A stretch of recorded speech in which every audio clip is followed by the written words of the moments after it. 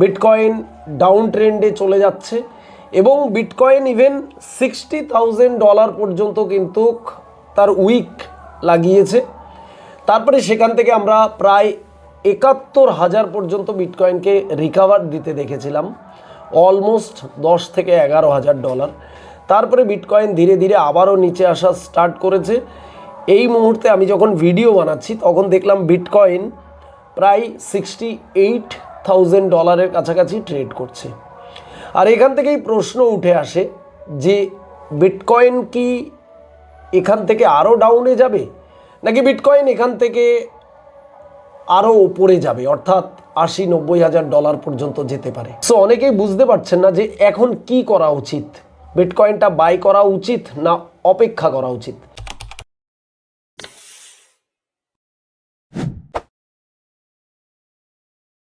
আজকের এই ভিডিওতে আমি 7টি কয়েনের নাম বলবো, যে কয়েনগুলির মধ্যে একটা বড় অ্যামাউন্টের আনলকিং পিরিয়ড আসছে, অর্থাৎ আগামী সপ্তাহের মধ্যে।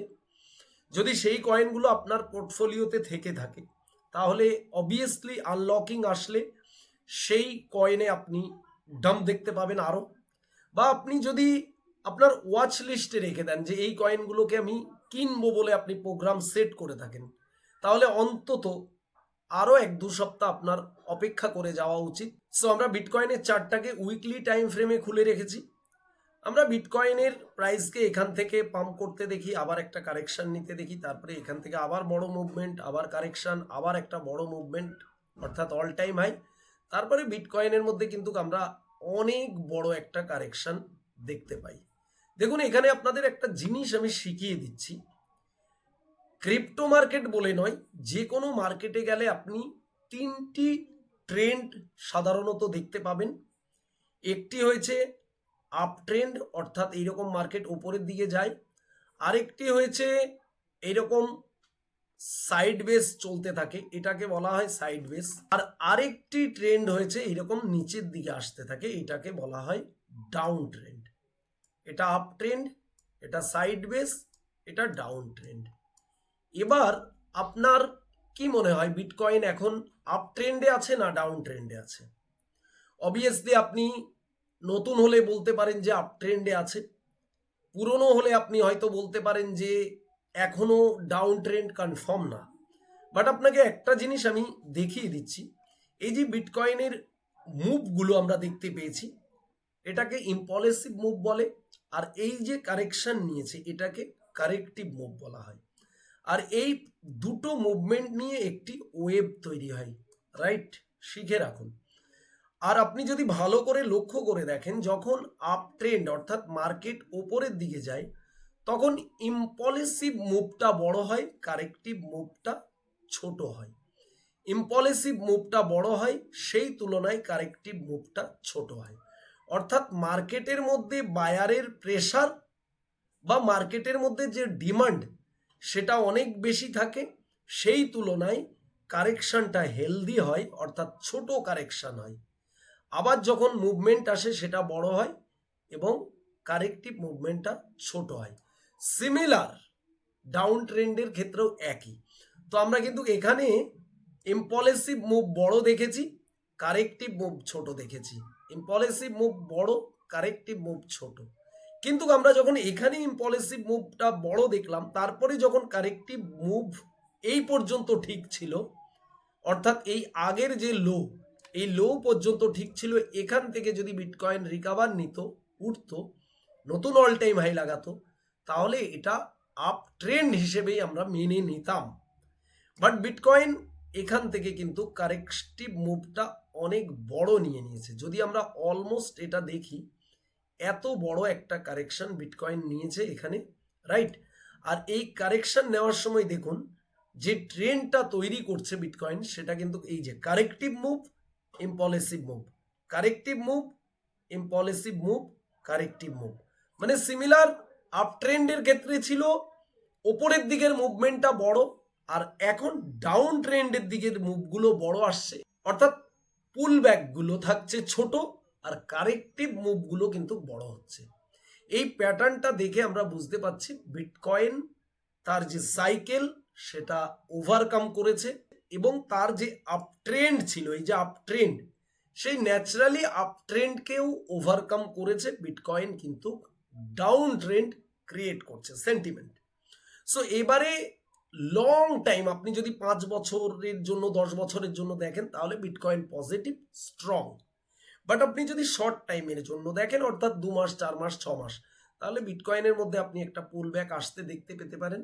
বাট বিটকয়েন আবারও কিন্তু চান্স নিচের দিকেই আসা, তার কারণ হচ্ছে ডাউন ট্রেন্ডটাও কিন্তু এভাবেই চলে। আমরা চলে এলাম আমাদের অফিসিয়াল টেলিগ্রাম চ্যানেলে, রাইট? আজকে টুডে অর্থাৎ আজকের দিনে আমরা যদি ফেয়ার অ্যান্ড গ্রিড ইন্ডেক্সটা দেখি তাহলে 12-এ দাঁড়িয়ে রয়েছে, অর্থাৎ একদম এক্সট্রিম ফেয়ারে দাঁড়িয়ে রয়েছে মার্কেট, খুব বাজে পরিস্থিতিতে দাঁড়িয়ে রয়েছে এই যেটা আমাদের ইন্ডেক্স বলছে।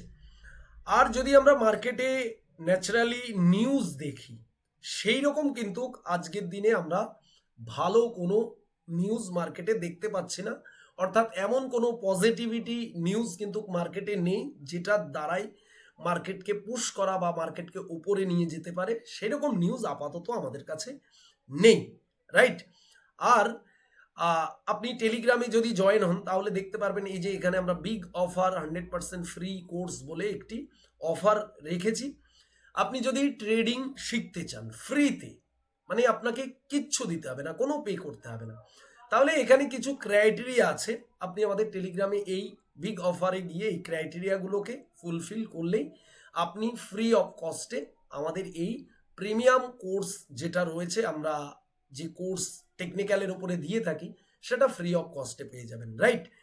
এবারে কথা হচ্ছে যেটা আপনাদের প্রথমে বলেছিলাম যে অ্যাকচুয়ালি এই সময় মার্কেটে আমরা অনেকেই মার্কেটকে ডাম্প দেখে কিছু কয়েন কিনতে চাই, অল্টস কয়েন বাই করতে চাই বা বিটকয়েন বাই করতে চাই। তো আমি বলেছিলাম 7টি অল্টস কয়েনে আপাতত আপনারা ইনভেস্টমেন্ট করবেন না বা প্ল্যানিংও করবেন না, কিছুদিন অর্থাৎ অন্তত 1-2 সপ্তাহ অপেক্ষা করুন। সেই 7টি কয়েন কিন্তু আমরা আমাদের এই টেলিগ্রামে দিয়ে দিয়েছি। কয়েনগুলির নাম এই যে আপনারা এখানে দেখতে পাবেন, রাইট? এখানে এই যে অ্যাস্টার রয়েছে, তারপরে এখানে আরবিট্রাম রয়েছে, রাইট? এখানে স্ক্রিনের মধ্যে দেখুন এই পরপর 7টি কয়েনে একটা বড় আনলকিং রয়েছে। 7 টোকেনস আনলকস দি আপকামিং উইক, মানে সামনে যে সপ্তাহ আসছে, এই আগামী সপ্তাহগুলোর মধ্যে কিন্তু এই 7টি কয়েনের মধ্যে বড় একটি আনলকিং রয়েছে। এবার এটা আপনাদের একটু যারা নতুন আছেন হয়তো বুঝতে পারবেন না যে আনলকিংটা কি, আনলকিং থেকে আমাদের কেন এটা ক্ষতি হতে পারে। বেসিক্যালি আনলকিং হয়েছে এই যে কয়েন, এই কয়েনের যে টোটাল সাপ্লাই, সেই টোটাল সাপ্লাইটা একবারে মার্কেটে আসে না, সেটা ধীরে ধীরে মার্কেটে আসে। তো যখন millions of coin, billions of coin এই কোম্পানির আন্ডারে থাকে, তখন তারা একটা পিরিয়ড অনুযায়ী বছরে 2বার বা 1বার বা 3বার করে তারা কয়েনকে আনলকিং করতে থাকে। তো এবারে ব্যাপার হয়েছে আনলকিং মানে ডিমান্ড আর সাপ্লাই। মার্কেটে এই মুহূর্তে যত কয়েন রয়েছে, ধরুন আরবিট্রাম, যত কয়েন রয়েছে তার এমনি ডিমান্ড নেই, এই মুহূর্তে মানুষ বাই করছে না। তারপরে যদি আরও কয়েন আনলকিং হয়ে মার্কেটে অ্যাভেলেবেল হয়ে যায়, তাহলে নিশ্চিত রূপে সেটা কিন্তু সস্তা হয়ে যায়, অর্থাৎ মানুষের ডিমান্ড নেই কিন্তু সাপ্লাইটা অনেক পরিমাণে বেড়ে যাচ্ছে, তখন সেই প্রাইস আরও ক্র্যাশ করে, আরও নিচে চলে আসে। এটা আপনি বাজারে গিয়ে আলু পেঁয়াজের দামের ক্ষেত্রেও সিমিলার দেখতে পাবেন।